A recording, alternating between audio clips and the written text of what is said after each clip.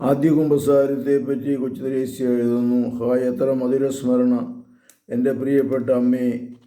എത്ര താല്പര്യത്തോടെയാണ് അമ്മ എന്നെ ഒരുക്കിയത്. എൻ്റെ പാപങ്ങൾ ഞാൻ പറയാൻ പോകുമ്പോൾ ഒരു മനുഷ്യനോടല്ല, പ്രത്യുത ദൈവത്തോടാണ് എന്ന് അമ്മ എനിക്ക് പറഞ്ഞു തന്നിരുന്നു.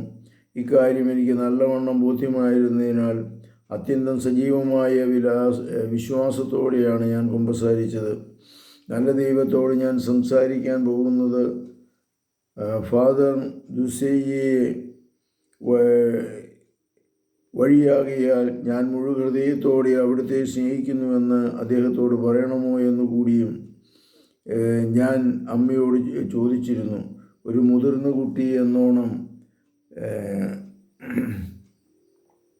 അവൾ കുമ്പസാരിച്ചു. വളരെ ഭക്തിയോടെ അവൾ കുമ്പസാരക്കാരൻ്റെ ആശീർവാദവും വാങ്ങി.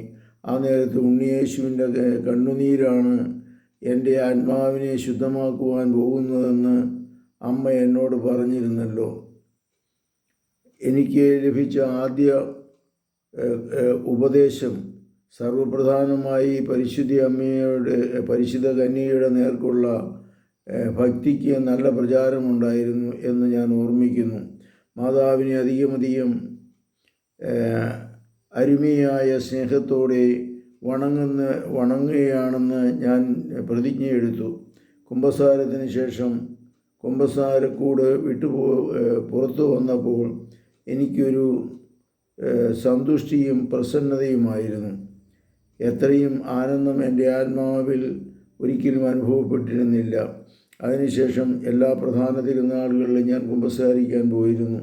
ഓരോ പ്രാവശ്യവും എനിക്കൊരു സാക്ഷാൽ തിരുനാൾ തന്നെയായിരുന്നു. 4 വർഷം അവൾ അതിനായി ഒരുങ്ങി. പ്രഥമ ദിവ്യകാരുണ്യ സ്വീകരണത്തിന് ഒരുക്കമായി നടത്തിയ ആദ്യ കുമ്പസാരത്തെപ്പറ്റി അവൾ ഓർമ്മിക്കുന്നു. ഒരു മുതിർന്ന കുട്ടി എന്നോണം ഞാൻ കുമ്പസാരിച്ചു.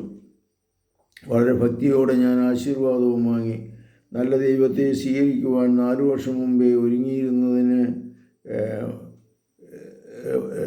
ഒരുങ്ങി തുടങ്ങിയത് ഒട്ടും അധികമായിരുന്നില്ല എന്നാണ് എൻ്റെ വിചാരം. പരിശുദ്ധ പരമദിവ്യകാരുണ്യത്തിന് നേരവും ആരാധനയും സ്തുതിയും പുകഴ്ചയും ഉണ്ടായിരിക്കട്ടെ. ഈശോ മിശിഹായ്ക്കും സ്തുതിയായിരിക്കട്ടെ.